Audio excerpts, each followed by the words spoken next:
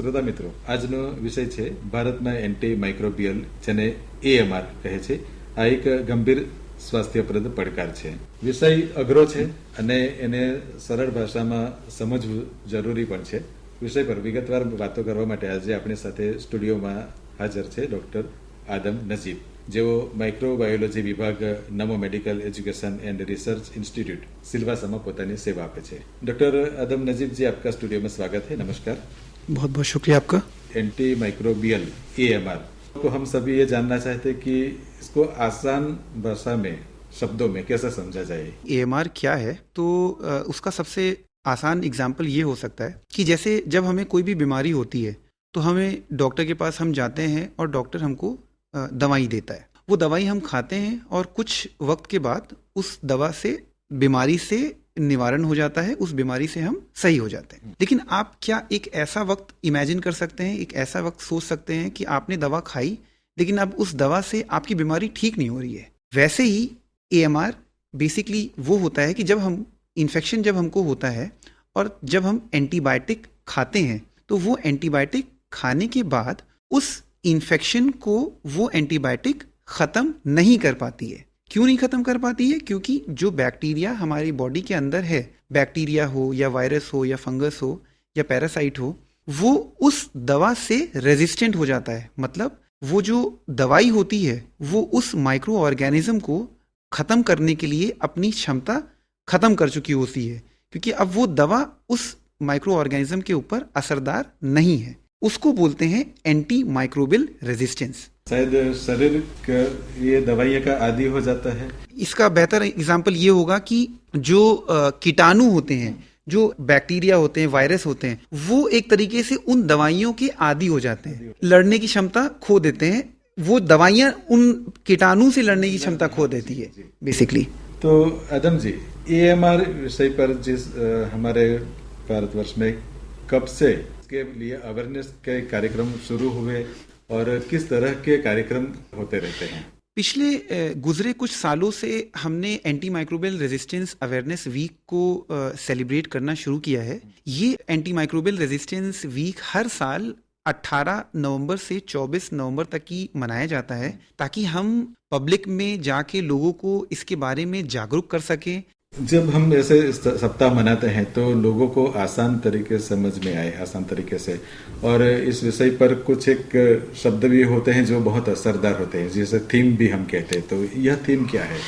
इस साल का थीम है act now to secure your present to save your future. So basically उसमें क्या होगा कि अगर हम आज से एंटीबायोटिक्स को अच्छे से खाना शुरू करेंगे, पूरा कोर्स खत्म करेंगे, जब एंटीबायोटिक की जरूरत होगी तभी हम एंटीबायोटिक्स को का इस्तेमाल करेंगे, तो उससे हम आज अपने प्रेजेंट को जब हम लोग बचाएंगे तो कल जो हमारा आने वाला कल है, उन बीमारियों से हमें लड़ने के लिए एंटीबायोटिक्स हमारे पास और ज्यादा अवेलेबल रहेंगी. नदीम जी, AMR कैसे फैलता है? इस विषय पर भी थोड़ा सा. AMR कैसे फैलता है, ये आपका बहुत अच्छा सवाल है. जब आपको कोई भी बीमारी होती है तो क्या होता है कि आप मेडिकल से जाके दवाई ले आते हैं. आप मेडिकल वाले को बोलते हैं कि मुझे खांसी आ रही है, बुखार है, इस तरीके की परेशानी हो रही है. तो मेडिकल वाले के पास जो भी उसके नजर में जो भी पहली एंटीबायोटिक होती है उसके हिसाब से वो आपको दवा दे देता है. लेकिन वो सही तरीका नहीं है. सही तरीका क्या है कि जब आपको कोई भी बीमारी हो तो आप जब डॉक्टर के पास जाते हैं तो डॉक्टर क्या करता है, डॉक्टर आपकी उस बीमारी से संबंधित आपका एक सैंपल लेता है. उस बॉडी के सैंपल को जब हम लोग लेबोरेटरी में भेजते हैं तब हमको पता चलता है कि जो वो सैंपल है, उस सैंपल के अंदर जो कीटाणु हमको मिला, उस कीटाणु को किस एंटीबायोटिक से हम लोग खत्म कर सकते हैं, उसकी हम लोग टेस्टिंग करते हैं. वो टेस्टिंग की रिपोर्ट को हम लोग बोलते हैं कल्चर रिपोर्टिंग. तो जब वो कल्चर रिपोर्टिंग की रिपोर्ट के हिसाब से हम एंटीबायोटिक लेते हैं, तब हम उतनी ही एंटीबायोटिक लेते हैं जितनी हमें रिक्वायर्ड होती है, जिससे हम खाने से वो जो हमारी बीमारी है वो खत्म हो सकती है, वो खत्म हो जाती है बेसिकली. और फिर जब हम उसको डॉक्टर के द्वारा लेते हैं तो डॉक्टर हमको बताता भी है कि आपको ये एंटीबायोटिक दिन में 2 बार खाना है, 3 दिन तक की खाना है या 5 दिन तक की खाना है। तब आपको उन 5 दिन तक की उसको एंटीबायोटिक को खाना ही खाना होता है। ऐसा नहीं कि आपने मेडिकल से दवा ली, आपके पास 50 रुपए की दवा का बजट था तो आपने 50 रुपए में 1 दिन की दवा ली और आपको थोड़ा बेहतर लगने लगा तो अब आपने दूसरे दिन से खाना दवा बंद कर दिया। ये कोर्स जो तय करते हैं, कोर्स जो होता है ये बहुत इंपॉर्टेंट होता है, क्योंकि जब लक्षण कम हो जाते हैं इसका मतलब ये नहीं कि शरीर से कीटाणु भी खत्म हो गया है। लक्षण का कम होने के बाद जब आप उसका कोर्स पूरा करते हैं तब पूरी तरीके से आपकी बॉडी से वो कीटाणु खत्म होते हैं। तो जब आपने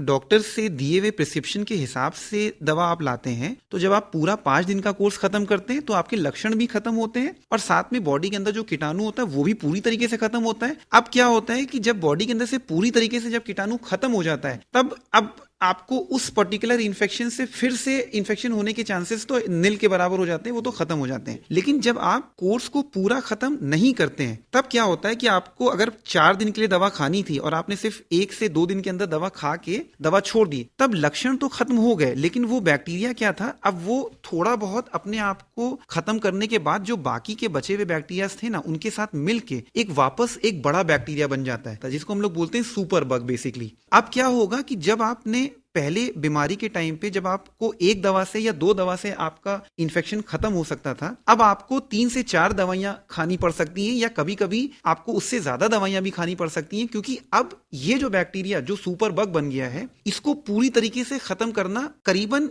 नामुमकिन हो जाता है। वैसी बीमारियों को हम लोग बोलते हैं लाइफ थ्रेटनिंग डिजीजेस, और जिसका WHO के हिसाब से जो नंबर है वो बहुत बड़ा है। कम से कम आप समझ लीजिए कि करोड़ों में एंटीमाइक्रोबियल रेजिस्टेंस की वजह से मौत होती है और 2050 तक की समझा जा रहा है कि कम से कम नहीं तो 10 करोड़ मौतें हो सकती हैं सिर्फ एंटीमाइक्रोबियल रेजिस्टेंस की वजह से पूरे दुनिया में। तो ये एक बहुत बड़ी समस्या है, इसीलिए हम हर साल ये सप्ताह मनाते हैं ताकि हम लोगों को बता सकें कि आप एंटीबायोटिक्स को बहुत ध्यान से खाइए, पूरी तरीके से उसको हमेशा कोर्स को खत्म करने का कोशिश करिए। बहुत ही गंभीर विषय है आपने जिस तरह से हमें बताया, और ऐसे में आदमी कई बार खुद अपने आप से दवाइयां लेता है, तो ऐसे में ये स्थिति कितनी गंभीर हो सकती है? ये स्थिति वैसी उतनी गंभीर हो सकती है जैसे मैंने आपको जैसा कि पहले भी बताया कि जब आप जाके मेडिकल से बिना डॉक्टर के प्रिस्क्रिप्शन की दवाइयां लेके आते हैं तो कभी कभी ऐसा होता है कि जैसे आपको बीमारी हुई या आपके भाई को भी उससे उसी के मिलती जुलती पहले एक बीमारी हुई थी, तो आपका भाई आपको बोल देता है कि तुम जाके ये दवा ले लेना, क्योंकि मुझे जब ये बीमारी हुई थी तो मैंने यही दवा खाई थी। लेकिन इस तरीके की दवाइयां लेने से आप अपनी बीमारी को तो बिल्कुल भी नहीं सही कर रहे हैं, लेकिन आप अपने आने वाले टाइम में अपने आप को और ज्यादा बीमार बना सकते हैं, क्योंकि ये बिल्कुल भी जरूरी नहीं है कि जिस दवा से आपका भाई या आपकी बहन या आपके घर का कोई भी सही हुआ था तो उसी सेम दवा से आप भी सही हो सकते हैं। कि जैसे हर इंसान का, जैसे आपको आजकल मालूम है हर फोन में फिंगरप्रिंट स्कैनर होता है, तो क्या वो फोन आपके भाई के हाथ से खुल सकता है? वो नहीं खुल सकता है। वैसे ही आपको समझना चाहिए बेसिकली कि अगर आपके हाथ से या आपके भाई के हाथ से आपका फोन नहीं खुल सकता तो जो बीमारियां आपको हुई हैं वो सेम दवाइयां जो आपके भाई ने खाई थी उससे आप भी ठीक नहीं हो सकते। तो डॉक्टर की सलाह लेना बहुत जरूरी होती है। शारीरिक क्षमता अलग अलग होती है, इन्फेक्शन अलग अलग होते हैं। इन्फेक्शन हमेशा ऐसा भी देखा जाता है कि अगर एक बैक्टीरिया से किसी को इन्फेक्शन होता है तो जरूरी नहीं कि वही सेम बैक्टीरिया से अगले को भी इन्फेक्शन हो। कभी कभी बैक्टीरिया भी सेम होता है लेकिन उसके सीरोटाइप अलग होते हैं, उसकी बनावट अलग होती है, तो उस वजह से उसके लिए अलग तरीके की एंटीबायोटिक का इस्तेमाल हमें करना पड़ता है। डॉक्टर आदम जी, ये AMR से हमें अगर बचना है, कैसे बचा जा सके? AMR से बचने के लिए मैं आपको बता रहा था कि आपको हमेशा अपने डॉक्टर से सलाह लेके ही एंटीबायोटिक लेनी चाहिए। वैसे ही और भी तरीके हैं, जैसे जब आप कभी भी अस्पताल जाते हैं कि अस्पताल में आपको कभी भी कोई जगह को छूना नहीं चाहिए, क्योंकि अस्पताल में कौन लोग जाते हैं? अस्पताल में जो बीमार होते हैं वही जाते हैं। तो वहां पे बीमारियों का फैलना बहुत ज्यादा कॉमन होता है। तो वहां पे अगर आपको जाना पड़े, आप अगर खुद बीमार होके गए या आप किसी बीमार से मिलने जा रहे हैं, तो आपको वहां पे अपने हाथ की सफाई का बहुत ध्यान देना चाहिए। जैसा कि अब हमें मालूम ही है, कोविड के बाद से हम लोगों ने हाथ की सफाई पे और चीजों को टच करने के बाद बार बार अपने हाथ को सैनिटाइज करने की आदत जो है वो हमने कोविड के टाइम पे तो बहुत अच्छे से किया और हमने उससे विजय भी प्राप्त करी, लेकिन आगे आने वाले टाइम में भी अगर हम अपने हाथ की सफाई का बहुत ध्यान रखेंगे तो आधे से ज्यादा बीमारियों से हम अपने आप ही बच सकते हैं। हाथ को सफाई का इतना आसान तरीका है कि आपको बस 5 स्टेप में हाथ को साफ करना है और आपको 50 बीमारियों से आपकी हिफाजत हो सकती है, आपको बचा जा सकता है बेसिकली। सो हाथ को सफाई का तरीका क्या है कि जब भी आप खाना खाने जा रहे हैं फॉर एग्जाम्पल, ठीक है, तो आप खाना खाने के से पहले हमेशा हाथ धोएं। हमेशा आप कभी भी आप जब शौचालय जा रहे हैं तो शौचालय से आने के बाद आप हमेशा हाथ धोएं। आप खाना बनाने जा रहे हैं तो आप खाना बनाने से पहले हाथ धोएं, खाना बनाने के बाद हाथ धोएं, खाना खाने से पहले हाथ धोएं। तो हाथों की सफाई सिर्फ मैं जैसा बताना चाह रहा था कि अस्पताल में ही नहीं, हमें घर पे भी अपने हाथों की सफाई का बहुत ध्यान देना चाहिए। रोजमर्रा के जीवन में भी हमें हाथ की सफाई का बहुत ज्यादा ध्यान देना चाहिए। साबुन का जितना ज्यादा हो सके उतना ज्यादा अच्छे से इस्तेमाल करना चाहिए। और हाथ धोने का एक टाइम है, सिर्फ ऐसा नहीं कि हाथ को गीला किया और तुरंत हमने साबुन लगाया और फटाफट में वो साफ हो गया। आपको एटलीस्ट उस पे 20 से 30 सेकंड का टाइम आपको स्पेंड करना चाहिए ताकि आपके हाथ अच्छे से साफ हो सके। और हाथ साफ होने के बाद सबसे जो बड़ी गलती हम लोग करते हैं कि हमारे हाथ गीले होते हैं और हम उन गीले हाथों को जाके टॉवेल से, किसी कपड़े से, या हमेशा अपने हाथों में हम अपने कपड़ों में हम लोग उसको पोंछ देते हैं। ये बहुत बड़ी गलती। कभी भी हाथों को धोने के बाद हाथों को किसी कपड़े से, जो वो ऐसा कपड़ा जो बार बार यूज होता है, उससे पोंछना नहीं चाहिए। हाथों को हमेशा खुले हवा में छोड़ दीजिए। आप उसको 30 सेकंड से 1 मिनट का टाइम देंगे ना, अपने आप आपके हाथ सूख जाएंगे, तब आप अपना खाना खाइए। क्योंकि आप जब कभी भी किसी कपड़े से अपना हाथ पोंछते हैं तो उस कपड़े पे जो संक्रमण लगा हुआ है, कीटाणु लगा हुआ है, वो वापस आप अपने हाथों पे ले रहे हैं और आप फिर जाके खाना खा रहे हैं और आप उस कीटाणु को अपने मुंह में रख रहे हैं। और फिर आप सोचते हैं कि हमने ना बाहर कुछ खाया, ना हमने किसी और का कुछ खाया, ना रुका हुआ खाया, ना खराब खाया, तो हमें बीमारी होती कहां से? बीमारियां इन्हीं छोटी छोटी चीजों से फैलती हैं जो हम लोग नजरअंदाज करते हैं बेसिकली। तो ये भी एक बहुत आसान तरीका है AMR से बचने का, हाथों की अच्छी सफाई। ये बहुत ही एक अच्छी बात आपने हमें जानकारी दी कि हम गलती कहाँ करते हैं। हाथ तो साफ किए, लेकिन जिस कपड़े से हम पोंछते हैं शायद वही बीमारी का, अगर वो कपड़ा बार बार आप इस्तेमाल कर रहे हैं, हो सकता है। तो ये भी एक बहुत ही एहतियात बरतने की बात है। जैसे हमें हॉस्पिटल्स में तो बोला जाता है कि हम लोग single time paper towel use करते हैं। जब हमने ऑपरेशन से पहले हमें हाथ धोने होते हैं तो हम हाथ धोने के बाद या तो हम एयर ड्राई करते हैं या तो हम लोग पेपर टॉवल से, ताकि वो पेपर टॉवल को वापस फिर से रीयूज नहीं की जा सकती। लेकिन घरों में क्या होता है कि हमारे पास घर की एक कॉमन टॉवल होती है, वही जो पूरा परिवार उसी में, अब वो पूरी परिवार ने, किसी ने छींक के उस टॉवल में अपना हाथ पोंछा या किसी ने बिना हाथ अच्छे से धोए अपना हाथ पोंछा, तो वो टॉवल, वो कपड़ा धीमे धीमे और ज्यादा संक्रमण का एरिया बनता जाता है। तो इस वजह से हमें इस चीज का ध्यान देना चाहिए। जी अदम जी, अभी हम बात कर रहे हैं कि पर्यावरण में भी बहुत सारी बीमारियां होती है, पानी से, हवा से, कुछ एक प्राणी से, या फिर हम जो कोई खेत का किसान है या फिर कोई अपने पशुओं के साथ रहता है या फिर किसी को इस तरह से प्राणियों का जो उपयोग करता है, तो ऐसे में इन चीजों से जो बीमारियां फैलती है जी, या फिर इसके साथ जुड़ी हुई बीमारियों के बारे में अगर हमें इलाज, हम भी उससे बीमार हुए, संक्रमित हुए, तो ऐसे में क्या? हम इस चीज को बोलते हैं वन हेल्थ कॉन्सेप्ट। जैसे मैं आपको एक उदाहरण के साथ में समझाऊं, फॉर एग्जांपल कि एक व्यक्ति थे, उनके पास एक चिकन का फार्म था। अब उनके पास चिकन के फार्म में करीब 100 मुर्गियां थी, लेकिन अब वो मुर्गियां जो थी उनके पास, वो छोटी छोटी मुर्गियां थी। उन्होंने अच्छे से रखा, खुले में छोड़ते भी थे, जो मुर्गियों का खाना था टाइम से उन मुर्गियों को वो खाना भी खिलाते थे। लेकिन उन्होंने ये देखा कि उनकी मुर्गियां अक्सर बीमार पड़ जाया करती थी, या वो उतना बड़ा साइज का, उतने वेट में, क्योंकि जितनी भारी उनकी मुर्गियां होंगी वो कल जाके मार्केट में जब बेचेंगे तो उनको उसके हिसाब से उसका दाम मिलेगा। तो वो जो साहब थे, उनको उनके एक मित्र ने एक सलाह दी कि आप ऐसा करिए कि मार्केट में एक ऐसी दवा आई हुई है, उससे क्या होगा कि आपकी जो मुर्गियां जो बार बार बीमार होती हैं, उन बीमारियों से भी वो ठीक हो जाएंगी, और जो उन मुर्गियों का जो कम वेट है, उनका वेट भी अच्छा खासा इंक्रीज हो जाएगा। तो अब उन्होंने क्या किया, उन्होंने जाके मार्केट से वो दवा लेके आए और उन्होंने अपनी वो सारी मुर्गियों को वो दवा दे दी।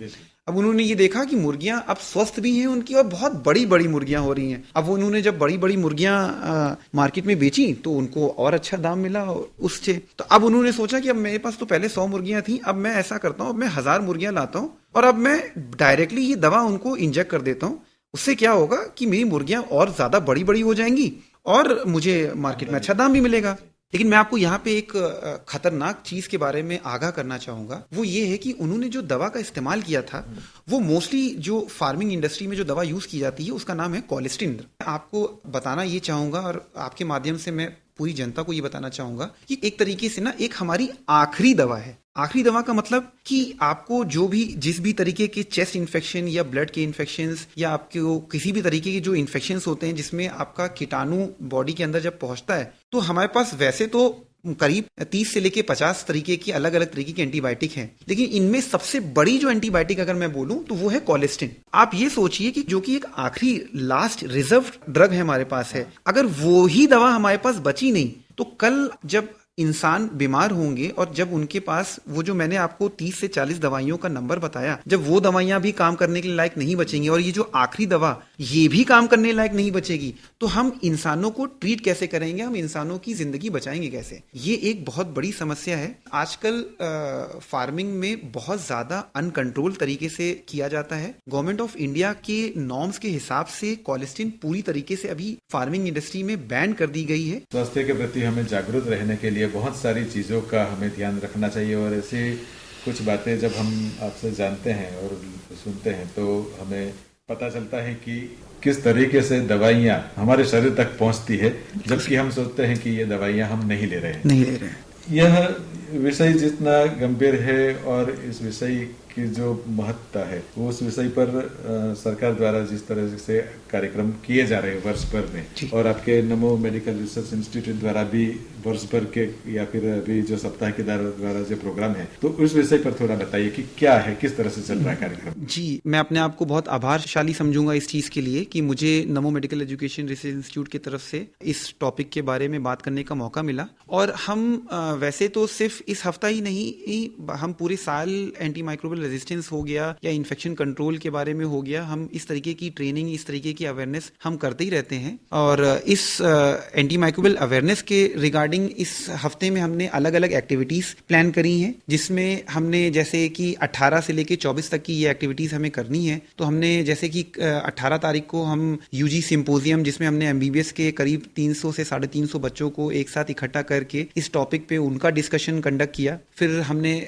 19 नवंबर को हमने कम्युनिटी में जाके नुक्कड़ नाटक का प्रदर्शन किया, जिसमें हमने जाके कम्युनिटी में लोगों को एंटी माइक्रोबियल के बारे में अवेयर किया। और फिर हमने 20 तारीख को हमने एक फ्लैश मॉब, जिसमें हम बच्चे डांस के माध्यम से, मनोरंजन के माध्यम से अपने मैसेज को कम्युनिटी में स्प्रेड करते हैं, लोगों को बताते हैं। फिर हमने 21 तारीख को हम लोग बोलते हैं आज के दौर में सोशल मीडिया पे जो हम लोग रील्स बनाते हैं बच्चे लोग, और तो हमने एक रील मेकिंग कंपटीशन और साथ ही में पोस्टर मेकिंग कंपटीशन भी हमने आयोजित किया। फिर हमने साथ में ये रेडियो टॉक का भी हमने प्लान किया हुआ था। और फिर हमने 24 तारीख को अपने मेडिकल कॉलेज के, अपने हॉस्पिटल के सारे डॉक्टर्स का एक सीएमई ऑर्गेनाइज किया, जिसमें हमने अपने सारे डॉक्टर्स को एक जगह पे इकट्ठा करके इस टॉपिक के बारे में लेटेस्ट क्या अपडेट है और नई क्या इम्प्रूवमेंट्स हो सकती हैं, कैसे हम अपने बाकी पेशेंट्स को और अच्छे तरीके से बचाया जा सकता है, इसके बारे में हमने उनको वहाँ पे डिस्कस किया। और ये सारी चीज़ों को आयोजित करने के लिए नमो मेडिकल कॉलेज के हमारे सीईओ मेडिकल एजुकेशन, हमारे डीन सर, हमारे मेडिकल सुपरिटेंडेंट सर, हमारे जितनी भी फैकल्टीज हैं, एचओडीज हैं, हम उन सब ने हमारा बहुत साथ दिया इस चीज़ को ऑर्गेनाइज करने के लिए। और सबसे बड़ा साथ हमारे बच्चों ने दिया, जिन्होंने अलग अलग एक्टिविटीज़ को अलग अलग जगह पे, अलग अलग टाइम पे उन्होंने अच्छे से कंडक्ट किया। तो उन सारी चीज़ों के साथ में हमने इस पूरे सप्ताह को अच्छे से सेलिब्रेट किया। एंटी माइक्रोबियल AMR वैसे शब्द बहुत ही गहन है, समझना इतना आसान नहीं है, लेकिन आपने बहुत ही सरल भाषा में ये दवाइयाँ हमारे शरीर पर किस तरह से ज्यादा लेने से बेअसर होती है आने वाले वक्त में, या सही में बीमार होते वक्त अगर वो दवाइयाँ काम न करे, तो ऐसी कुछ सरल हमें जानकारी इससे प्राप्त हुई।